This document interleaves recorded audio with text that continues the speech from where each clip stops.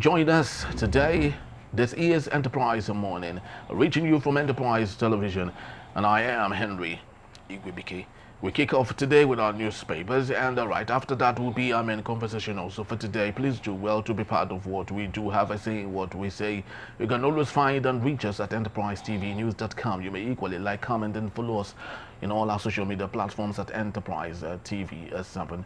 We're very so honored to have with us joining us from our headquarters right here in Lagos State, Nigeria, Emeka Matunago, journalist, public affairs analyst. Thank you so very much, Emeka. Yeah, it's my pleasure. Hello. All right, so let's start off today with our newspapers. And on our newspapers today, we have on the front daily, that's the big story here. Foreign aid withdrawal, donor fatigue hits 331 PHCs, over 400 staff puts enough in that strait. That is the northern part of Nigeria. And also we have on the top strip of the same newspaper, Natasha court summon Akpabio Nwaeboy for defamation. Wow. That is a ping pong happening here between Akpabio and Natasha, and the third man, the tripod, is Nwaeboy. But let's see how that goes though. But our talking point, which we would love to start with, is what's happening in Osun State. Defection rumor swirls as Adeleke Fubara meet Tinubu in Lagos. Emeka Madunago, I know lots of Nigerians were very surprised when they saw Adelekes, make that visit to the president at his house in Lagos State in Nigeria. Of course, lots of things have happened, and the APC are stating in Osun State that the Adelekes are not in any way permitted and are not members of the APC. So if they are thinking of ever defecting to the APC in Osun State is saying, hey, there's no room for you.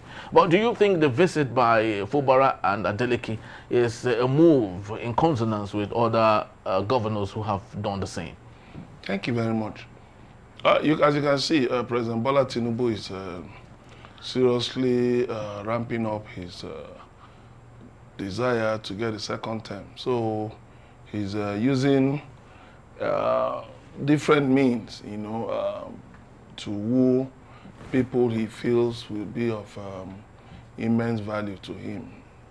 And then particularly has had his eyes on governors due to the fact that the signals coming from the north show that they are disillusioned with the Muslim ticket they so championed and supported in 2023.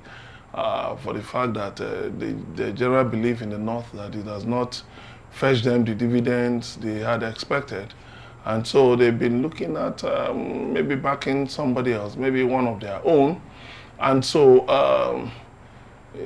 from feelers show that, feelers indicate that Tinubu is thinking of maybe rallying the southern governors. Okay.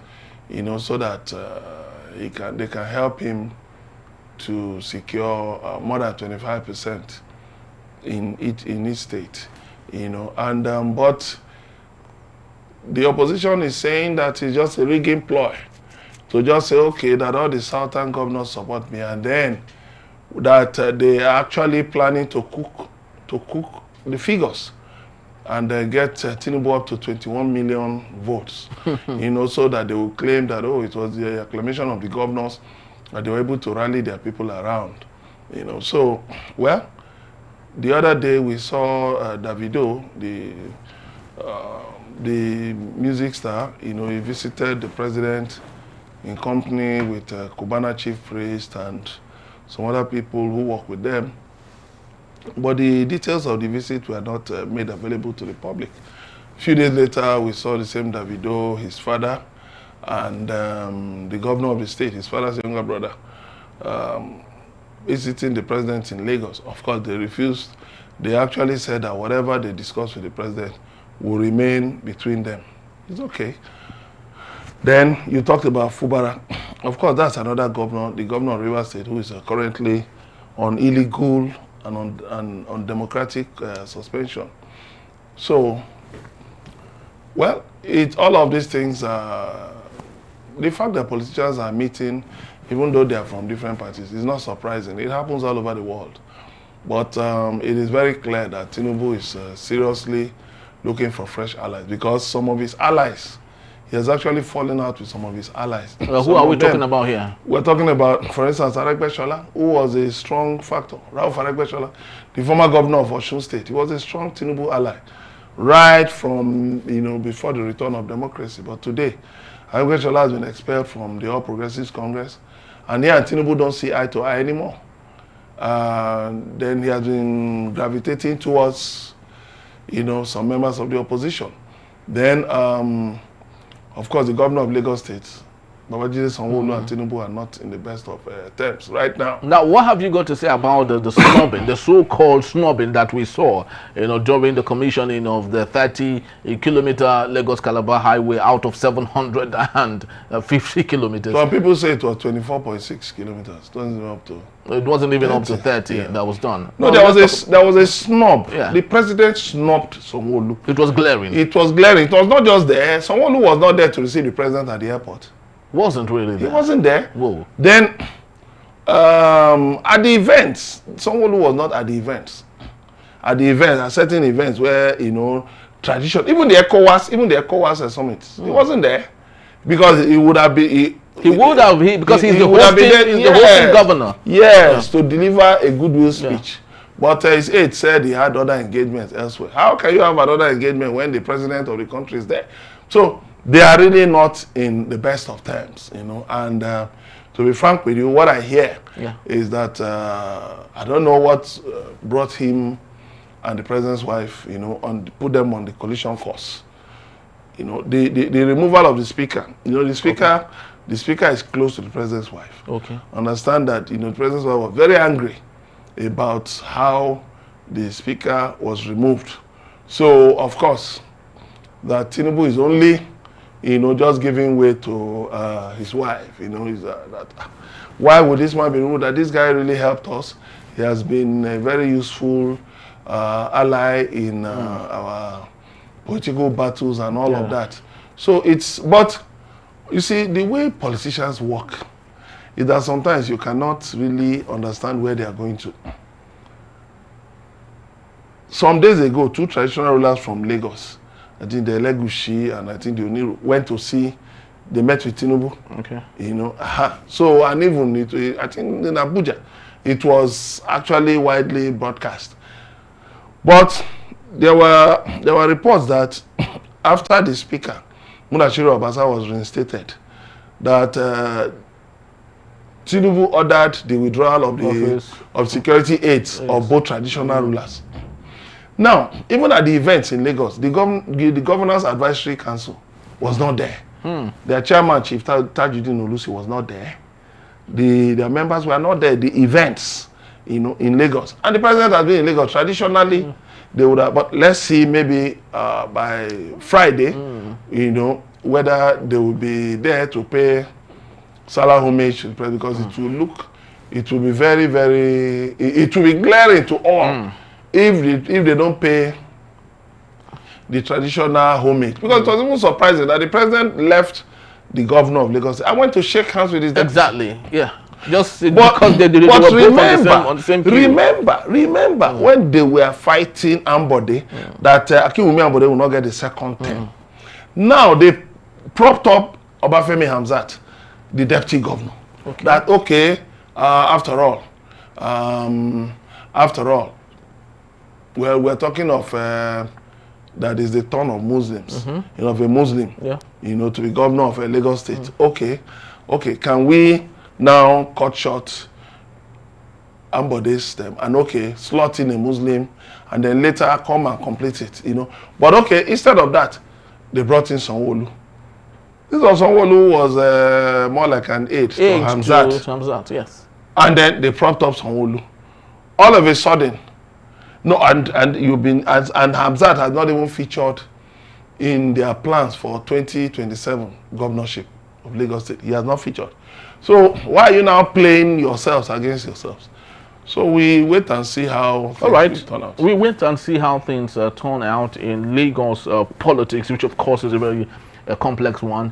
where the kingmaker decides who becomes what, and how whatever it is that you get, get to you as a result of that call, that clarion call from just one person, one individual. But let's take a look at other matters here. On the top strip of the same Guardian newspaper, Gates, that's Bill Gates, okay, deplores Nigeria's health budget as too poor. And make the 54.9 trillion naira budget of 2025, about 2.19 trillion has been set aside for healthcare in Nigeria. And according to the United Nations, every budget from every country, 15% of the budget should be meant for healthcare.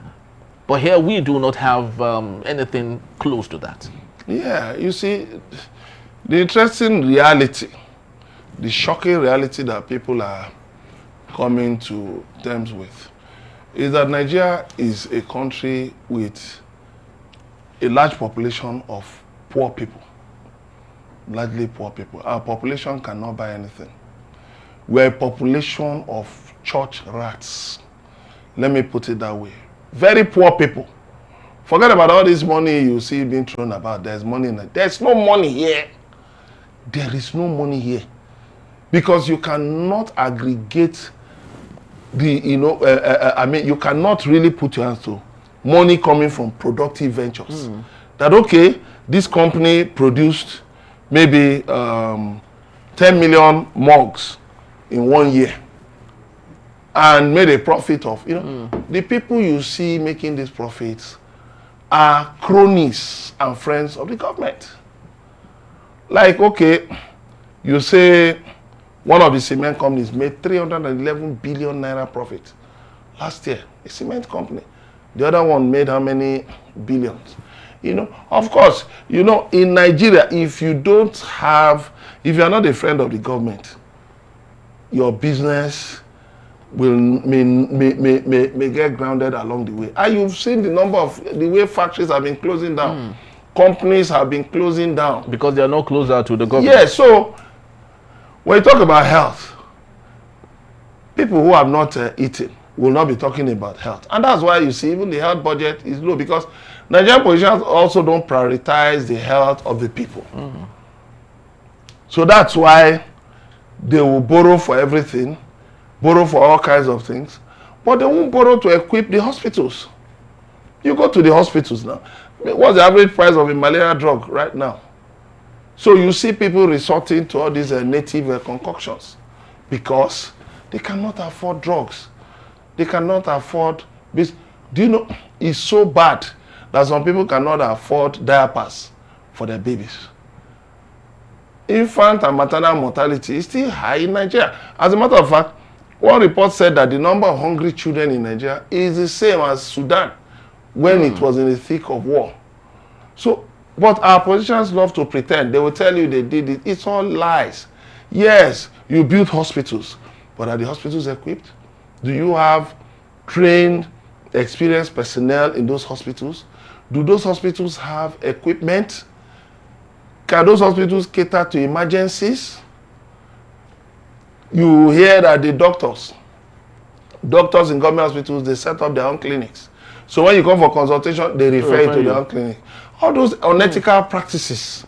Just for them to get by, I would love to believe. Yes, are the things that dog the system. Then, you cannot, you see, even the government is not able to fund, the government prefers to fund defense. Fund, spend 23 billion naira on buying forex for the travels of the president, vice president, and all kinds of people in the government. And they're not interested in the health of the people.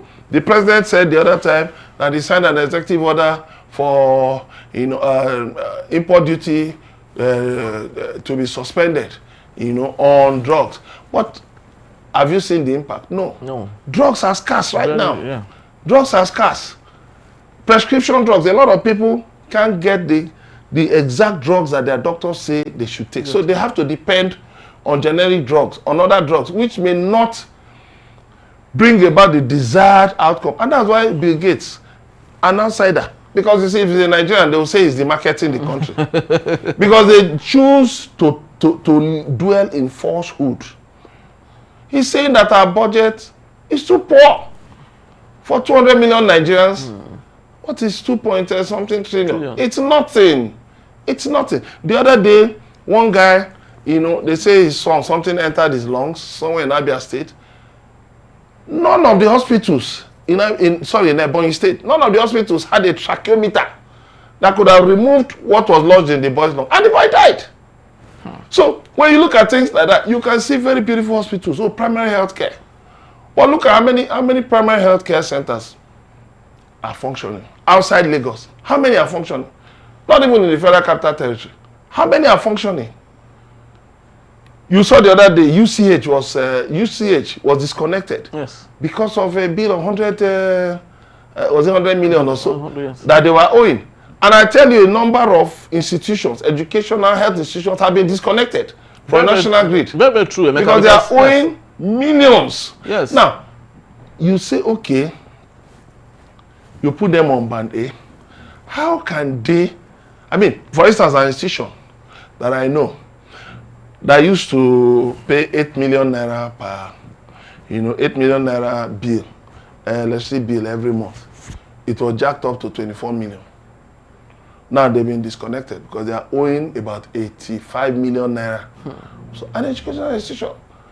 So that means the students will be learning in the dark. This is a tertiary institution. And the government is more interested in setting up mushroom universities. Universities have now become like boreholes. You just sink anywhere, they are now like solar lights. You just put anywhere. You're setting up universities. The ones that are in existence, there is no plan for their maintenance. So that is why you see the health of Nigerians is in a jeopardy. And something must be done about it. You look at the president, even Adeleke Dangote, Africa's richest man, was it yesterday? Was saying it that we should start manufacturing drugs locally and reduce tourism. But let me tell you, corn, maize is one of the base, ingredients for the production of so many drugs. Where do you see the maize? One cob of corn now is 500 naira. Where do you see the maize? We import a lot of maize. The other day they were talking about milk, shortage of milk. Yeah. We import more milk than we produce. So a lot is just not in the right place in this country. Very, very true. So very much true, because it's actually very so sad. A country of over 200 million people, we cannot feed ourselves despite the hectares of land, that are there for us to take. 55 million hectares. Hectares of land. I heard about somebody who planted 4 acres of maize. 4 acres of maize. He just told us, okay, I'll give myself maybe like 3 days more to go harvest it. Some people went ahead of him with a car and finished the entire farm. 4 acres. The man almost died. When he got there, 4 acres. 4 acres, that is 24 plots. Then imagine 24 plots. Maize gone in one night. So, because, you keep having to resort to importation. Because we cannot even meet up with what we need to feed. And these are very simple things. It's not rocket science, for a country to get this right. But when we do not have a leadership that is concerned about some of these things, a leadership that are more concerned about politicking and politics and deciding where politics will go to and where they do not go to and cleaning them clean. He said he wants to sweep them clean. That was what the president said. No, he's not sweeping the problems clean. He's not sweeping the problems clean. He shows you the but man sweeping politicians. He doesn't even. You see the problem. Funny. The problem is that somebody said some time ago that he had flown a number of successive Nigerian rulers. That as a pilot, that he never saw any of them that was prepared for power, for governance. They were just there for power. I want to be president. None of them was prepared for governance, and that is the problem. They don't even know the depth of the problem, and that is the sad thing. A lot of things, look, a lot of drugs are disappearing now from pharmacies. Drugstores, their owners are now changing expiry dates. Very, very true. On drugs. In fact, Emeka, I just learned that a very popular, medicine that used to be there for a very long time, Andrew's liver salt, is no longer in existence now. Where do you? It's actually very, very funny. Paracetamol, do you know how much it is? Not to talk of little medications. They have become so expensive. Very, very true. But let's take a look at other matters just before we leave. We have less than 2 minutes to do this. The Punch newspaper. VIPs lobby the presidency as federal government grounds 60 private jets. Custom seals of aircraft hangars at Lagos Abuja airport over import duty default. Speak to us. That is the lawlessness we're talking about. You engage the customs. Go and make money for government. When they hold your friends start calling you and lobbying you. I mean, why? We are just not serious. You see, the whole world will just be laughing at us. How do you mean? Please, I want you to... What is the business of the presidency in being lobbied? Why should people lobby the president? Lobby the presidency? Let them pay their import duty. Okay. So this private jets bring in things and refuse to pay for duty. Even the jets. There are certain levies and there are certain levies they are supposed to pay, and they don't pay. Why? Why will they? Why? Why would you bring in? For a long time, it's been said that government should be charging luxury tax. Mm-hmm. That, I mean, if you can afford choice wines, if you can afford choice food. I saw the other day, I saw a loaf of bread, 11,000 naira. Really? Yes, that was sometime last year. Yes, and it was on social media. One highbrow supermarket somewhere in Lekki. A loaf of bread, 11,000. If you can afford a loaf of bread for 11,000 naira, what are we talking about? You should pay luxury tax.